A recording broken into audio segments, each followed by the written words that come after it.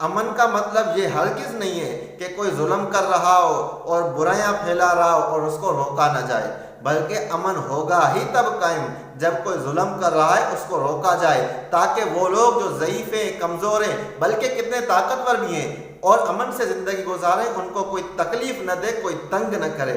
ऐसे ही अमन कायम होता है, क्योंकि आपको भी अल्लाह ने एक शर्फ बख्शा है, आपका भी कोई मकाम है, अल्लाह ने आपको भी इंसान बनाया है और इज़्ज़त दी है।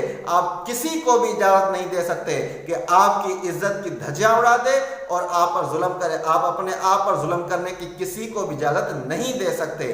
तो अमनदार होने का और पीसफुल होने का मकसद ये नहीं है कि जो आए और आपको गालियाँ देकर चला जाए और कुछ न बोले। अमन वाला होने का मतलब ये है कि आप किसी पर भी जुल्म ना करें, ज़्यादतियाँ ना करें, नाजायज़ा ना करें और अखलाक के साथ माशरे में रहें। जो जुल्म करता है, हदों को फलांगता है, उसको रोका जाएगा।